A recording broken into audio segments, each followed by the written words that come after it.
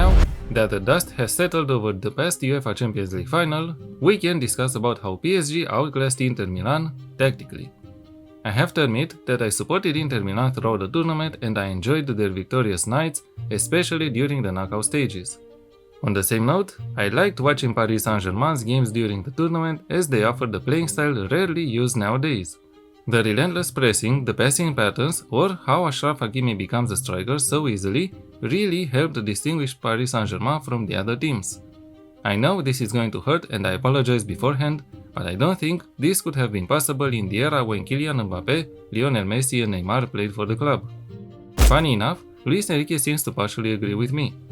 And talking about Luis Enrique, he is a manager who found a lot of success in his managerial career. Not so much success was found on the international management front, but I guess we can leave that aside for now. Luis Enrique is a former football player who split his career between Real Madrid and FC Barcelona. To be honest, I don't remember him playing for Real Madrid. He began his playing career with his local club Sporting de Gijón, where he gained the nickname Lucho after Luis Flores, a Mexican forward in the team. He earned 63 appearances combined between the B team and the senior one. He then spent most of his remaining playing days with the two biggest Spanish clubs, Real Madrid for 5 seasons and FC Barcelona.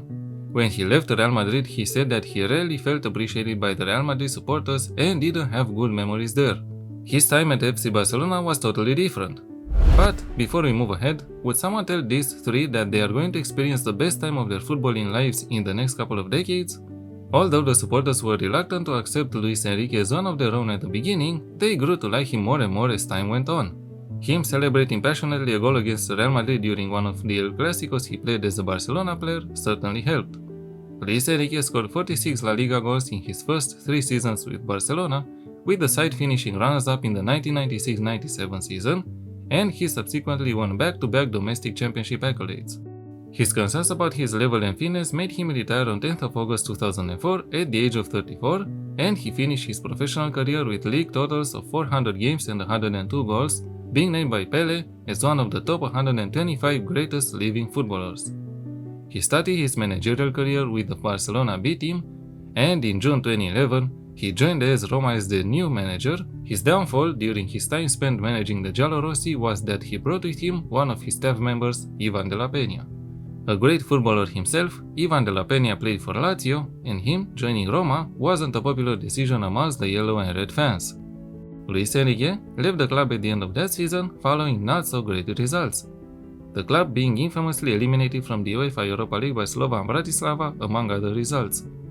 Celta Vigo followed, but that story didn't last long either.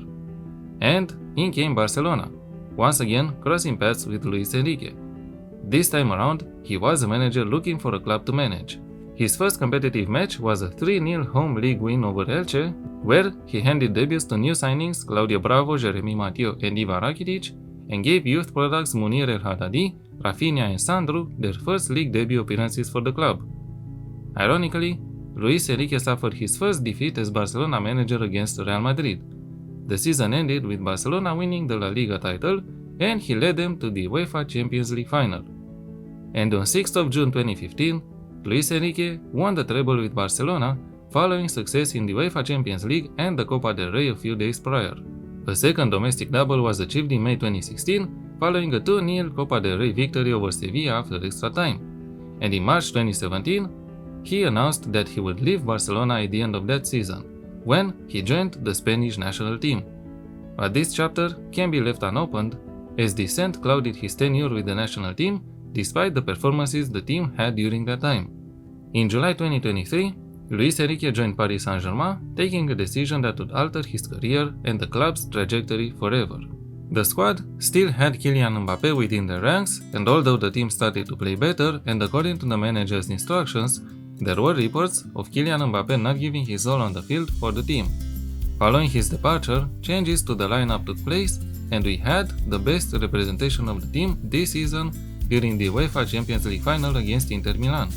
Luis Enrique's incisive and direct football features quick transitions from defense to attack, contrasting the style of play employed by possession-based managers like Pep Guardiola or Mikel Arteta, for example.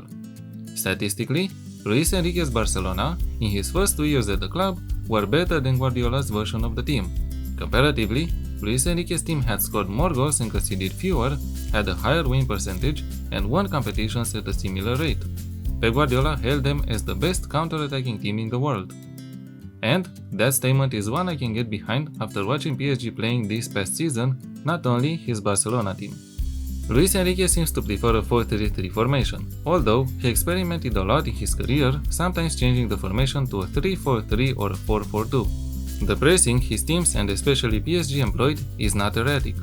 It's an organized, calculated system that is meant to push the opposition so much they have to concede the ball through a long clearance, which Inter Milan did a lot during the final.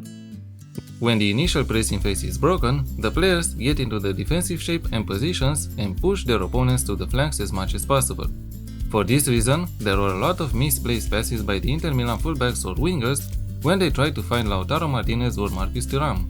To be honest, the PSG pressing was so well executed at times, it annoyed me watching the game on TV, let alone the Inter Milan players. In possession, the team was brilliant in my opinion. I know these are professional, world-class players we're talking about, but the passing patterns and the channels they found were incredible at times. I think Vitinha is an extraordinary midfielder.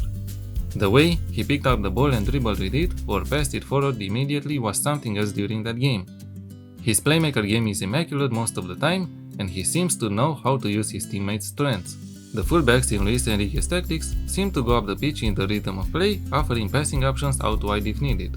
The wingers often cut inside either with the ball and attack the opposition's goal, or without the ball and offer a passing option, creating an overload on the side of the pitch they cut into. As an in-game tactic, I went with the 4-3-3 formation. A sweeper keeper on defense duty was chosen as Donnarumma participates in the passing game from time to time to help break the opposition's pressing game. The back four is made of a wingback on attack, 2 central defenders on defense, and a wingback on support. Achraf Hakimi's role and duty can be any of the options given by the game, bar the inverted fullback one. I chose a wingback role on attack as Hakimi sticks to his flank most of the times, although he finds moments when he cuts inside. For this reason, I chose the cut inside with the ball player instruction, but beware, this is only with the ball.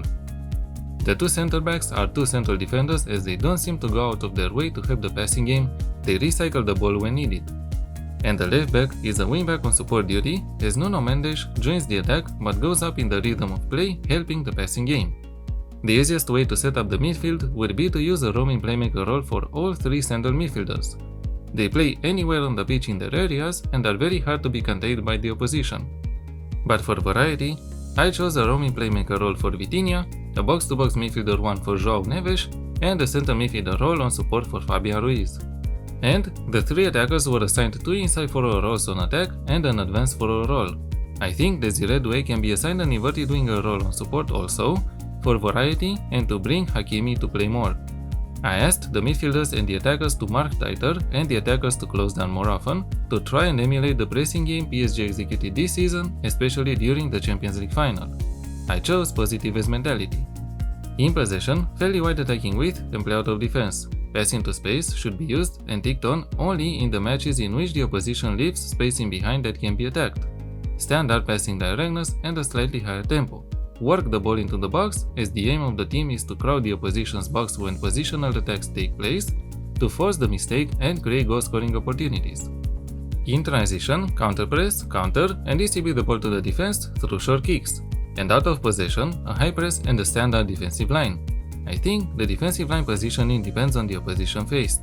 When a weaker opposition is faced, a higher defensive line could be employed. And the opposite, a standard defensive line when the opposition is a bit stronger. Trigger press more often, prevent the goalkeeper short distribution, and push the opposition players out wide when they build up. One thing that cannot be fully replicated in game, and I found very smart, is how PSG kicked off the final. That ball, sent out like in a rugby match, disrupted the Inter Milan defensive shape, as one player was dragged out to play the ball in, whilst the others were forced to take attacking positions. As soon as PSG recovered the ball, they attacked an Inter Milan team that had players out of their positions. I know it may seem unimportant, but for me, that was a smart play. I'm glad I got to watch the final and I enjoyed the way PSG played. Luis Enrique is a manager whose work I followed for many years, and I think he deserved this success.